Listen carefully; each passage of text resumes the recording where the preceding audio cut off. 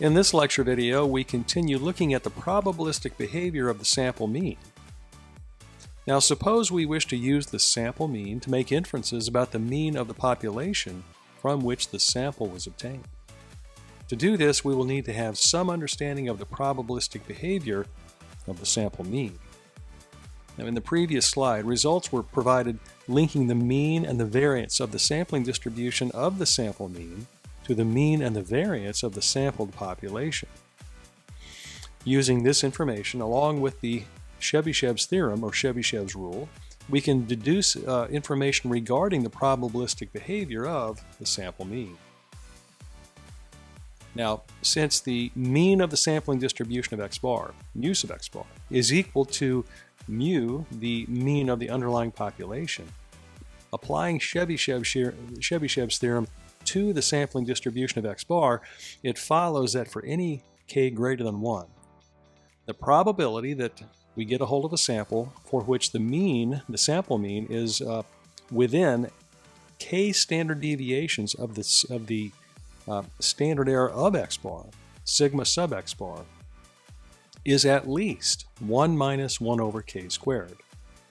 Or equivalently, the probability that this standardized version of x bar, which is x bar minus the mean of its sampling distribution, which again is equal to the mean of the population from which the sample is obtained, divided by the true standard error of x bar, the probability that this standardized version of x bar is between negative k and positive k is going to be greater than or equal to 1 minus 1 over k squared.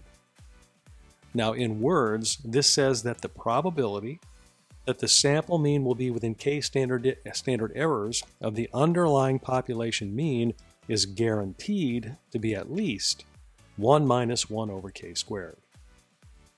Now these bounds on the probability hold for any population from which the sample has been obtained as long as it has a finite mean and finite variance.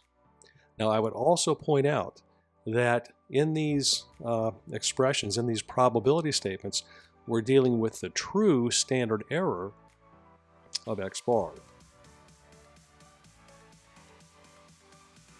Now if we apply the complement rule to these probability inequalities, it follows that the probability that we get a hold of a sample for which the mean is either less than mu minus k times the standard error of x bar, or greater than mu plus k times the standard error of x bar, will be less than 1 over k squared. Or equivalently, we have the same type of probability statement involving the standardized version of x bar. And so in words, these two statements say that the probability that the sample mean will be more than k standard errors away from the underlying population mean is guaranteed to be strictly less than 1 over k squared. And again, this holds for any population from which the sample has been obtained. And so for any sampled population, the probability that the sample mean is within 2 standard errors of the mean of the population from which the sample was obtained will be at least 0.75. The probability that the sample mean will be within 3 standard errors of the mean of the population from which it was obtained is at least 0.889. The probability that it's within 4 standard errors of the population mean is at least 0.9375. And the probability that we get a hold of a sample for which the mean of which is within 5 standard errors of the population mean is going to be at least 0.96. And remember that the lower bounds provided by Chebyshev's rule tend to be fairly conservative. So the actual probabilities may be much greater. Applying the complement rule, we have the following statements.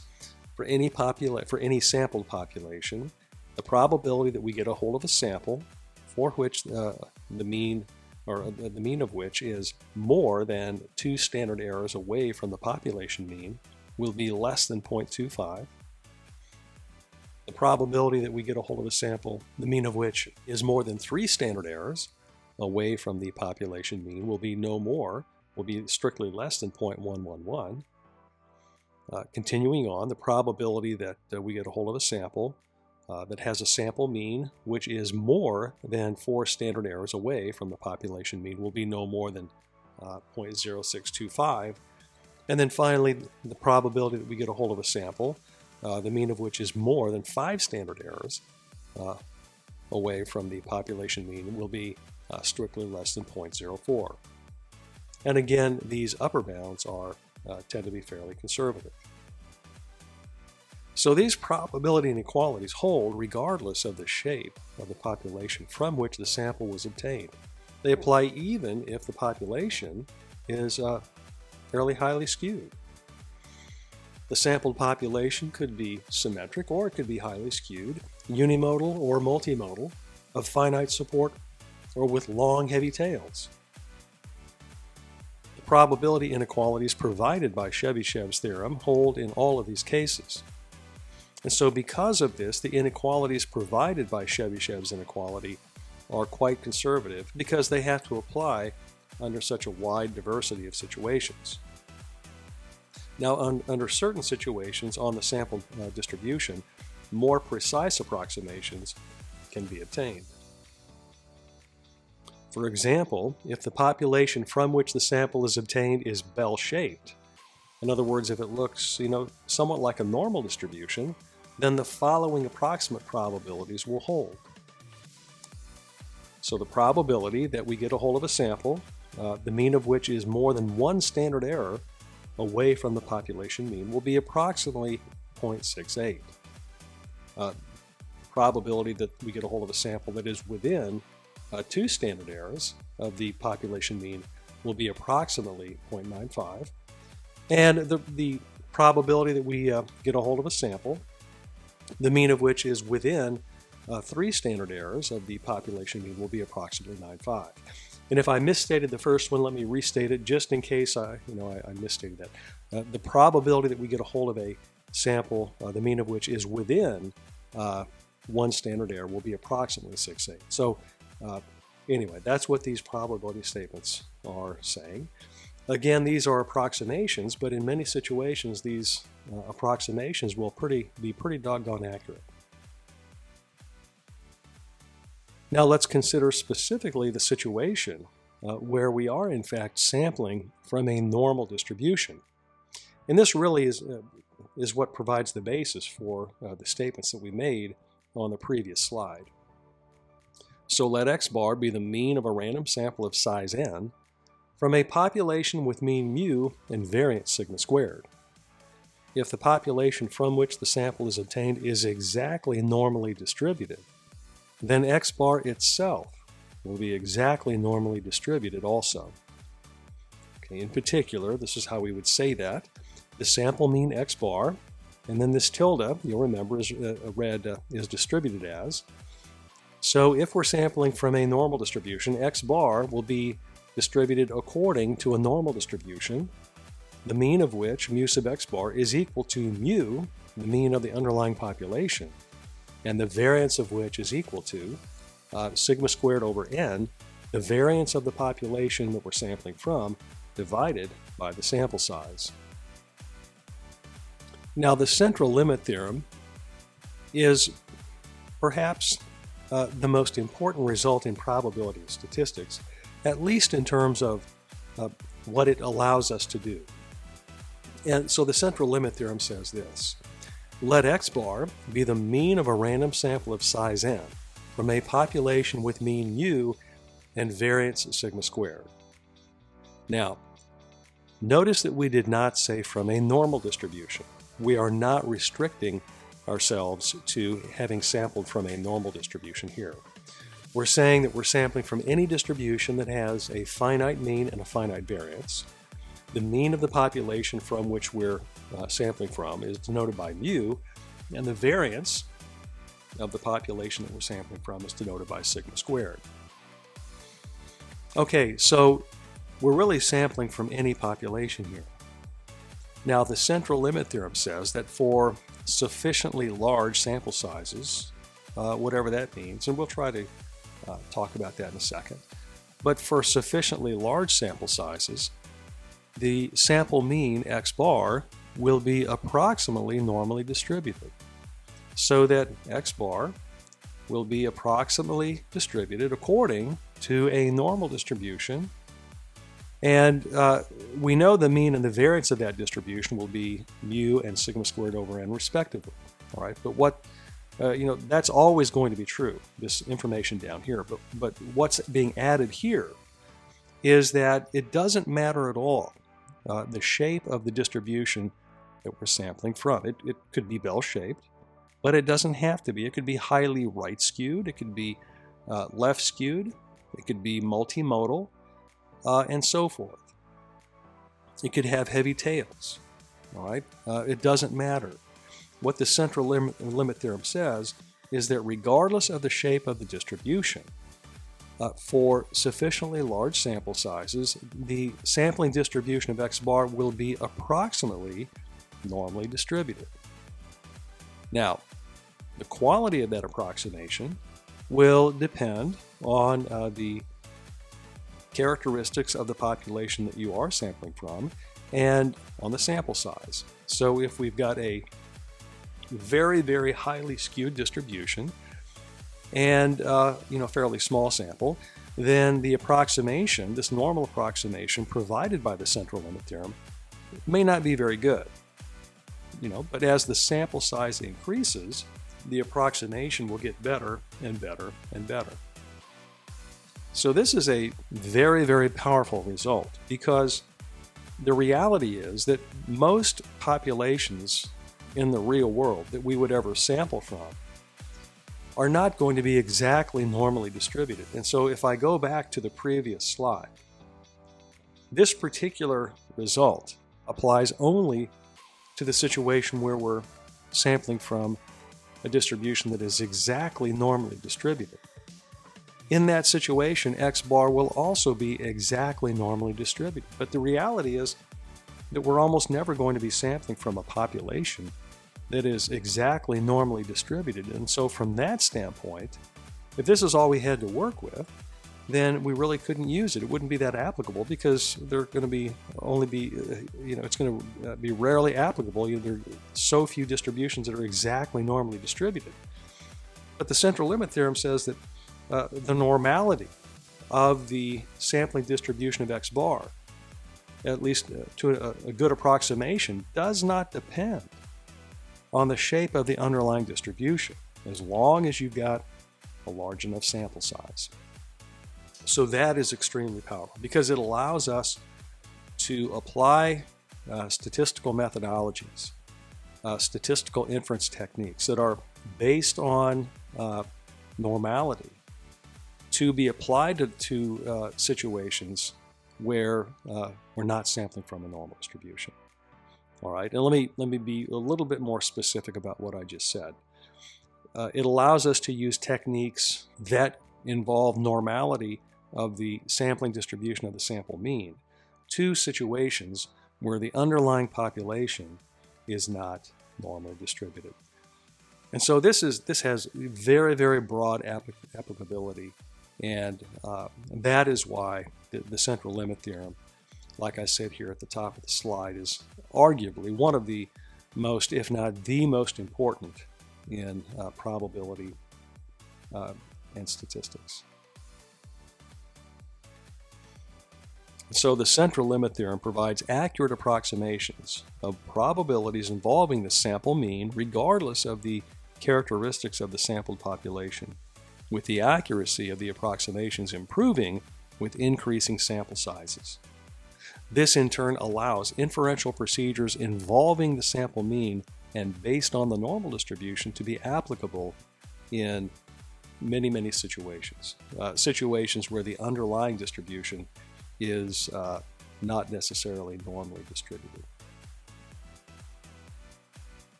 All right, next let's talk about some additional properties of estimators, in particular the property of unbiasedness. We're going to be seeing this all throughout this semester, so it's important that we recall the definition and understand what it means. So let theta be a population parameter, and let theta hat denote an estimator of this population parameter theta, computed from a random sample of some sort from that population. Then theta hat is a random variable, and hence it has a sampling distribution. So we're using some generic notation here. The parameter theta could represent the population mean, but it could also represent the population variance, or really any parameter of interest in a given situation. And so we have this parameter theta, which in general will be unknown, and it's going to be the object of our inference. It's going to be that which we want to estimate and that which we want to test hypotheses about so that we can answer questions about it. To do that, we have to have a sample, a random sample of some kind from the population, and then based on the sample or from the sample, we're going to compute an estimator of theta, which we'll denote by theta hat. So theta is the parameter, the true parameter, the value of which is unknown. Theta hat is our, we might call it our data-based guess of that parameter. It's our estimator of theta computed from the sample values. And because theta hat is computed from a random sample, it is a random variable. Because it's a random variable, it has a probability distribution, and that probability distribution is called its sampling distribution. Now that sampling distribution has characteristics. In particular, the sampling distribution has a mean, right? We've been talking about that in the last several lectures. Okay, and the mean of the sampling distribution of X bar is denoted by, for example, the expected value of theta hat. So the mean of the sampling distribution of theta hat is the expected value of theta hat. We could also use mu sub theta hat, all right, but here on this slide I'm using the expected value of theta hat. Now if it turns out that the expected value of theta hat, in other words, the mean of the sampling distribution of theta hat, if that is equal to the parameter theta, which we are wanting to estimate using theta hat. So if that's the case, if the expected value of theta hat is theta, regardless of the value of theta, then theta hat is said to be an unbiased estimator of theta. In other words, it neither underestimates nor overestimates the parameter theta on average. So the average value of theta hat is equal to theta, which is the value, is the quantity, the population parameter that we are trying to estimate. And so if we think about the sampling distribution of theta hat, and if we remember that the mean of a probability distribution, and in particular in this case the mean of a sampling distribution, is a measure of location that tells us kind of where the distribution is centered, and in particular it tells us its center of mass, then if theta hat is unbiased, what that means is that its sampling distribution is centered right where it needs to be. It's centered at theta itself. In other words, theta is the balance point or center of mass for that probability distribution. And what that then implies is that most of the probability associated with theta hat will be concentrated around theta. And what that implies then is that there will be a fairly high probability that theta hat will be within a certain distance of theta, which is the value we're trying to estimate anyway. So doesn't that seem like a good property? Having a high probability that theta hat is close to theta. Now, with this in mind, remember or recall that we have discussed in a previous lecture that the expected value of X bar the mean of the sampling distribution of the sample mean is equal to mu, the mean of the population from which the sample is obtained, regardless of the value of mu and regardless of the distribution from which the sample is obtained. And so because of this, with this in mind, it follows that the sample mean is an unbiased estimator of the population mean, regardless of the population from which the sample is obtained. Now, an estimator of a population parameter is often denoted using the same symbol but topped with a hat symbol to distinguish it from the actual parameter. And so using this type of notation, which we're going to be using quite a bit in this course, we're going to be transitioning from using, for example, X bar, instead of that using mu hat. So we're going to see a lot of this kind of notation, a lowercase Greek letter with a hat on top to denote an estimator for the corresponding population parameter. Now, sometimes we'll have more than one potential estimator available, one of which may be unbiased, maybe the other one is not unbiased. And so if that's the case, then we may use a different style of notation to represent the other kinds of estimators. For example, we might have mu tilde or a sigma tilde, something like that. But here we're using the hat notation. We'll be using that quite a bit throughout the course. Okay, next let's discuss the sampling distribution of the sample variance. Now recall that the sample variance is given by the formula given here on the slide. So the variance in general is the average squared deviation of the observations around the mean. All right, and so since we're dealing with sample data, we have to consider deviations about the sample mean. So we have X bar here. And so the sample variance is 1 over n minus 1 times the sum I going from 1 up to n of the squared deviations x sub I minus x bar. And it can be shown that when sampling from an infinite population or when sampling with replacement from a finite population, that the expected value of s squared, in other words, the mean of the sampling distribution of s squared, is equal to sigma squared, the variance of the population from which the sample was obtained. In such cases then, those cases where we're sampling from an infinite population or with a finite population with replacement, then in those situations, this version of the sample variance, the one with n minus 1 in the denominator, is an unbiased estimator of the population variance sigma squared. And so you'll recall from your first methods course that is the reason, that right there is the reason why we divide by n minus 1 in this formula for the sample variance instead of dividing by n. If we were to divide by n, then we would have an estimator of sigma squared that is biased. Right? And in particular, it would tend to be too small on average. Now, with this in mind, let's go back to our example where we were looking at random samples of size 2, samples with replacement, samples of size 2 from this population with 3 values. And recall that the population variance was calculated to be 2/3.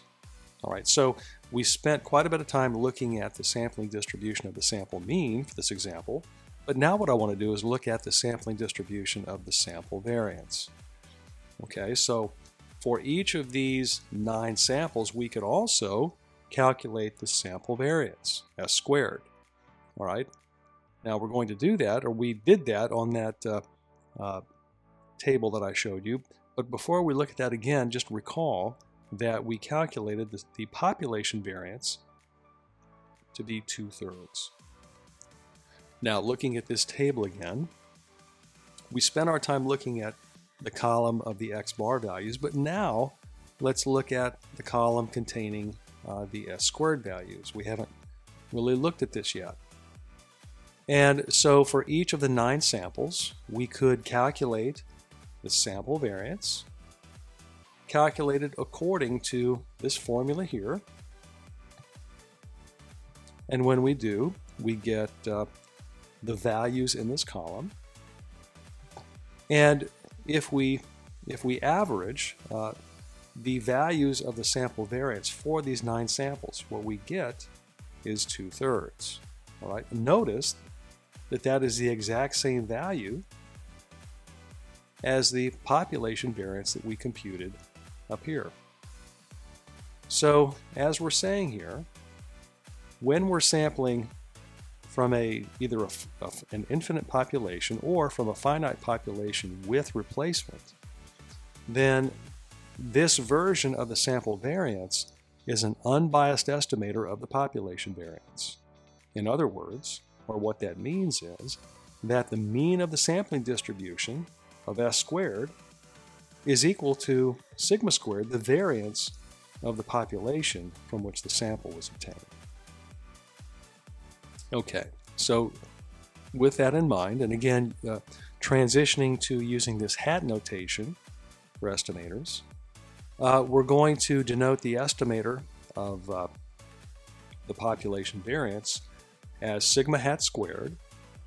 And so in this context, again, where we're either sampling from an infinite population or sampling from a finite population with replacement, then sigma hat squared will be the sample variance, the version of the sample variance that has n-1 in the denominator. Now, the associated estimator of the population standard deviation, remember, that notation is sigma. All right, that the population standard deviation is sigma, and so the associated estimator for that population standard deviation would be sigma hat. All right, and that is just the sample standard deviation. All right, now continuing on. Now let's look at estimating the variance of the sample mean. Now recall that the variance of the sampling distribution of the sample mean is denoted by sigma squared sub x bar, right? So this is the variance of the sampling distribution of x bar. Now, like we said, when sampling from an infinite population or when we're sampling from a finite population and we're sampling with replacement, then the variance of the sampling distribution of the sample mean is equal to this expression here. Sigma squared sub x bar is equal to sigma squared over n, the variance of the population that we're sampling from, divided by the size of the sample.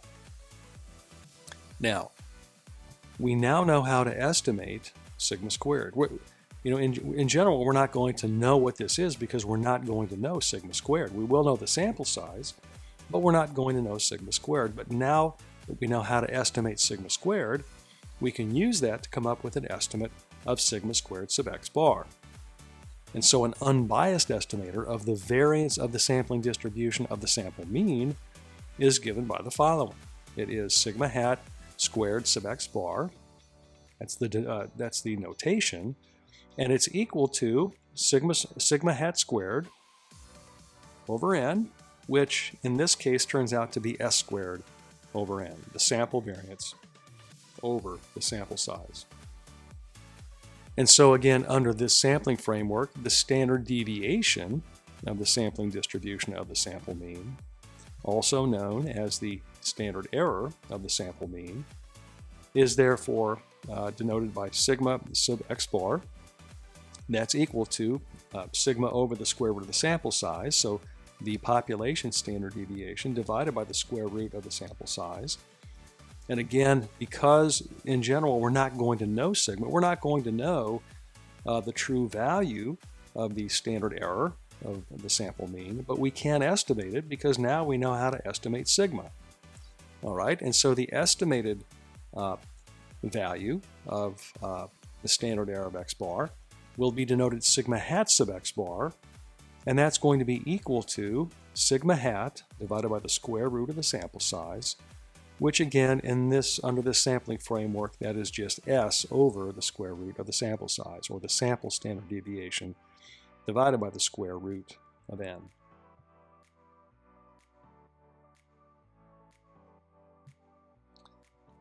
So we've looked at the sampling distributions of the sample mean and the sampling distributions of the sample variance.